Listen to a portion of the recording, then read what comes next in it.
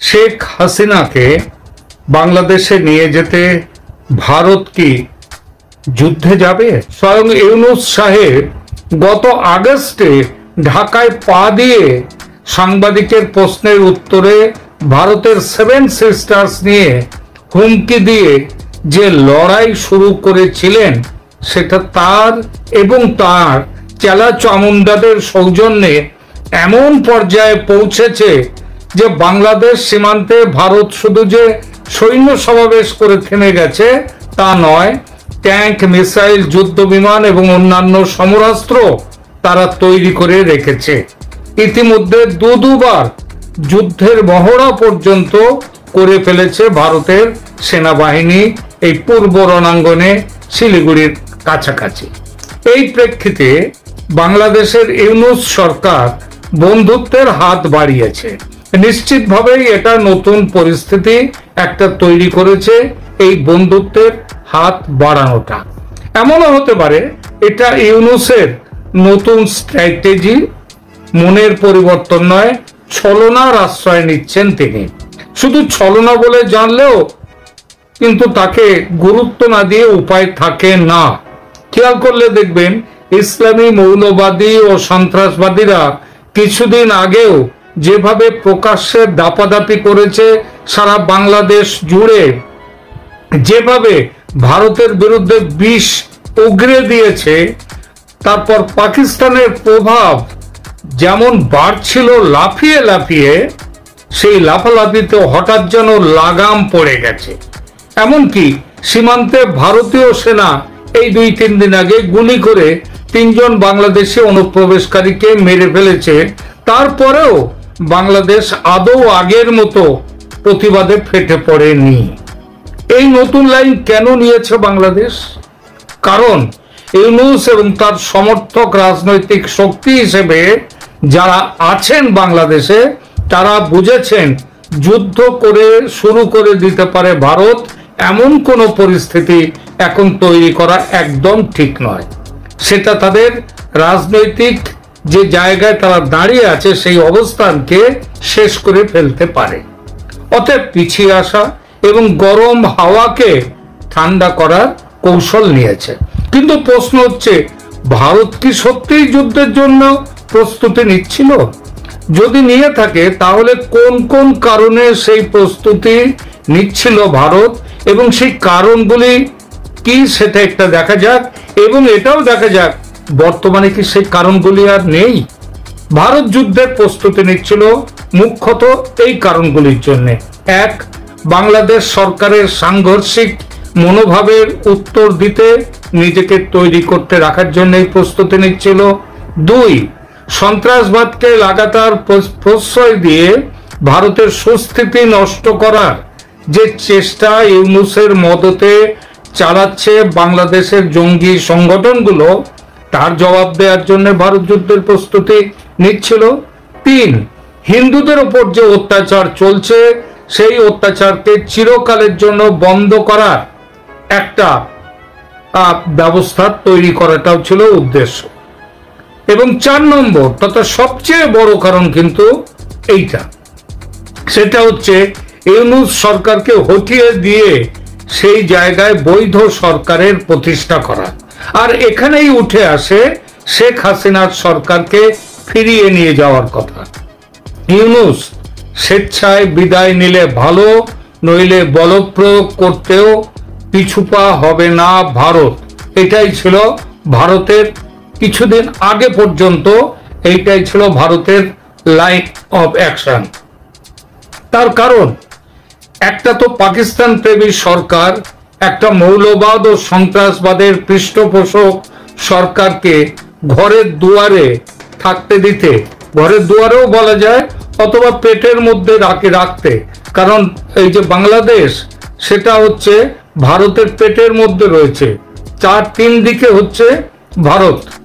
তো এইভাবে পেটের মধ্যে এই রকম একটা সরকারকে রাখতে দিতে কখনোই চাইবে না ভারত, এটা জানা কথা। এই প্রসঙ্গে স্বভাবতই উঠে আসে 1971-এর কথা। ভারত সেবার যুদ্ধে নেমেছিল কেন নেমেছিল 71-এর যুদ্ধে ভারত? পশ্চিম রণাঙ্গনে পাকিস্তানি বিমান বাহিনী 8 জায়গায় পরপর আক্রমণ করে, একসাথে আক্রমণ করেন ভারতকে। ভারত তার পর নামে প্রত্যক্ষ যুদ্ধে, কিন্তু শুধু পশ্চিম রণাঙ্গনের যুদ্ধকে সীমিত না রেখে ভারত কেন পূর্ব রণাঙ্গনে বা পূর্ব পাকিস্তানের লড়াইকে টেনে এনেছিল? কেন এনেছিল? সে কি শুধুই শেখ মুজিবের মুক্তি বাহিনীকে যুদ্ধে বিজয় দিতে? ডিসেম্বরে প্রত্যক্ষ লড়াইয়ে নামার আগে প্রায় 8 মাস ধরে অস্ত্র শস্ত্র ট্রেনিং ইত্যাদি দিয়ে মুক্তি বাহিনীকে যে লড়াইয়ের ময়দানে রেখেছিল ভারত, সেটা কি শুধু মুক্তিযুদ্ধকে সফল করার জন্য? ভারতের নিজের স্বার্থও তো ছিল সেখানে। সে স্বার্থ ছিল কি? ছিল পাকিস্তানকে টুকরো করা এবং টুকরো করে দুর্বল করে দেয়া, যাতে দেশের পূর্ব সীমান্তে একটা বন্ধু সরকার থাকে। নিশ্চয় এটাই একমাত্র কারণ ছিল না, তবে এটা যে একটা কারণ ছিল সেটা অস্বীকার করলে সত্যকে অস্বীকার করা হয়। এই দৃষ্টিকোণ থেকে দেখলে পরিষ্কার বোঝা যায় এই 2025 সালেও ভারতের সামনে এই দুটো কারণই আছে। ইউনূসের পাকিস্তানি সরকারকে হটিয়ে দেয়া এবং পরীক্ষিত বন্ধু হিসেবে শেখ হাসিনার সরকারকে পুনরায় প্রতিষ্ঠিত করা। যুদ্ধ বাঁধাতে গেলে একটা অছিলার দরকার পড়ে। 71-এ পাকিস্তানের বিমান হানা সেই অছিলার কাজটা মিটিয়েছিল। পাকিস্তান বোকামি করেছিল পশ্চিম রণাঙ্গনে বিমান হানা করে দিয়ে। এবার যদি তেমন কিছু না আসে, তাহলে ভারত ঝাঁপাবে যুদ্ধে, সেটা কোন কারণ দেখিয়ে?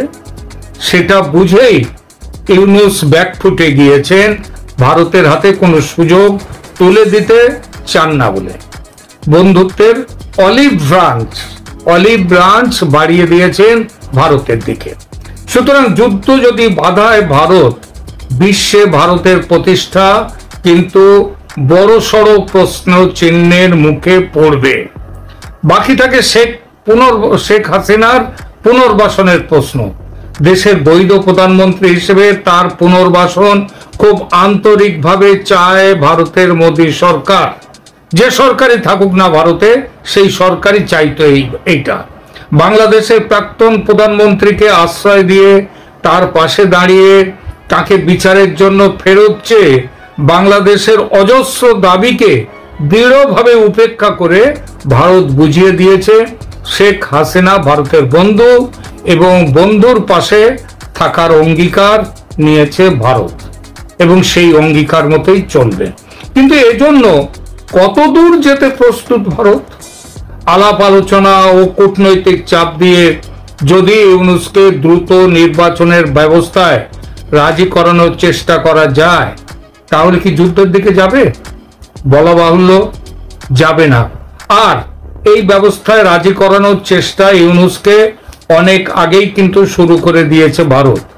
এবং ভারতের যে সেখানে গিয়ে বিভিন্ন জায়গায় গিয়ে দৌত্য করার ফলে পশ্চিমা বিশ্ব পর্যন্ত ইউনূসের উপরে চাপ দিচ্ছে যাতে দ্রুত নির্বাচন এবং নিষ্পক্ষ ও সবাইকে নিয়ে নির্বাচনের দাবি, মানে free and fair and inclusive election, সেটা যাতে করে সেই দাবি ইউনূসের উপরে প্রচন্ডভাবে পড়ছে। আপনারা জানেন যে ঢাকাস্থিত America charge d'affaires Tracy Jacobson আজ থেকে অন্তত 15 দিন আগে ইউনূসের সাথে দেখা করে এই একই দাবি করেছেন, free fair and inclusive election. এবং ওয়াকারুজ্জামান সেনাপ্রধান, তার সঙ্গে দেখা করেও এই একই দাবি করেছেন, free fair and inclusive election করতে হবে। ইনক্লুসিভ মানেই হচ্ছে আওয়ামী লীগকে বাদ দেওয়ার কথা যারা বলছে তাদের বাড়া ভাতে চাই, সেটি হবে না। আওয়ামী লীগকে নিয়ে নির্বাচন করতে হবে। এবং আগে বলেছিলেন যে সব সংশোধন করে, ইউনূস সাহেব আগে বলেছিলেন কি সব সংশোধন করে একেবারে সবকিছু ঘষে মেজে দেশকে ঝকঝকে করে ভোট করতে গিয়ে তার লাগবে মোটামুটি 6 বছর লাগবে। অর্থাৎ 6 বছর তাকে শাসন করবার সুযোগ দিতে হবে। এখন তিনি কি করছেন, ওই সংশোধনের কথাটা এখন আর গুরুত্বপূর্ণ নয়। তিনি এখন বলছেন মোট ভোট যে দেশে হবে সেটা আগামী ডিসেম্বরের মধ্যে হবে। চাপ দিয়ে ইউনূসকে পদত্যাগ করি, কিন্তু ভোটটা হবে কার অধীনে, কোন সরকার ক্ষমতায় থেকে ভোটটা করবে? ইউনূস সরকার ক্ষমতায় থেকে ভোট করলে তো সেই একই প্রশ্ন আসবে। সে তো যা দেখা যাচ্ছে এখন ইউনূস সরকারের চামুন্ডাদের, তাতে তারা তো গায়ের জোরে ভোট করবে এবং সে ভোটটা হবে রিগিং ভোট হবে, রিগড ইলেকশন হবে। সুতরাং তাকে রেখে ভোট করা চলবে না, এই দাবিটা এখন তুলবে ভারত এবং সে দাবি অলরেডি বলে দিয়েছে ইউনূসকে আপনি বিদায় নিন। চাপ দিয়ে তাকে পদত্যাগ করিয়ে একটা কেয়ারটেকার সরকারের অধীনে নির্বাচন করার ব্যবস্থা যাতে করা যায় সেই চাপ দেবে এবং দিচ্ছে ভারত। এবং ইউনূসকে সেই চাপের কাছে নতি স্বীকার করতেও বাধ্য করবে ভারত, সমস্ত বহির্বিশ্বকে সঙ্গে নিয়ে। ইউরোপিয়ান ইউনিয়ন, তাদের সমস্ত দেশ যারা শেখ হাসিনার সময় ওই সেনাবাহিনীর কাছে দাবি করেছিল যে গুলি না চালাবার কথা সাধারণ মানুষের, সেই ইউরোপিয়ান ইউনিয়নের যে সমস্ত দূতাবাস বাংলাদেশে আছে তারা এই কাণ্ডটি করেছিল। এখন তারাই আবার বাইডেন নেই, ট্রাম্পের সাথে তাদের সম্পর্ক খারাপ, ভারতের কাছে ছুটে এসেছেন ইউরোপীয় কমিশনের চেয়ারপারসন মহিলা, তিনি উর্সুলা, তিনি এসছেন। সুতরাং ভারত এখন যুদ্ধর দরকার নেই। ইউনূস মার্চের মধ্যে পদত্যাগ না করলে ভারত শক্তি প্রয়োগ করে ইউনূস সরকারের পতন ঘটাবে অথবা অর্থাৎ যুদ্ধ ঘোষণা করবে, এই সম্ভাবনা এখন অনেকটাই চলে গেছে। এই মুহূর্তে বিশ্বের ভূ রাজনৈতিক পরিস্থিতির এত দ্রুত পরিবর্তন ঘটছে যে কোনো সিদ্ধান্তই আর অপরিবর্তিত থাকছে না, সিদ্ধান্ত পাল্টে যাচ্ছে। কাল বলেছিল যুদ্ধের দিকে ঝাঁপিয়ে পড়তে পারে ভারত, আজ নাও পড়তে পারে। আজকে সেটা পড়ার প্রয়োজন হচ্ছে না, সুতরাং যুদ্ধের প্রয়োজন না হলে কেন যুদ্ধে যাবে? সুতরাং ভারত, একটা কথাই বলা যায়, ভারতের মোদী সরকার এবং ভারত সরকার শেখ হাসিনার পাশে আছেন এবং পাশে থেকে শেখ হাসিনাকে ক্ষমতায় ফিরিয়ে নিয়ে আসতে আইনগতভাবে বৈধ পথে যত কিছু করা যায় সেই কাজটা ভারত সরকার করবে। তাহলে এই জায়গাতেই আসে শেষ পর্যন্ত প্রশ্নের উত্তর, ভারত শেখ হাসিনার পাশে থাকবে, কিন্তু যুদ্ধের পরিস্থিতি আপাতত দেখা যাচ্ছে না। এটা দু দেশের পক্ষেই, বাংলাদেশের পক্ষেও মঙ্গল এটা।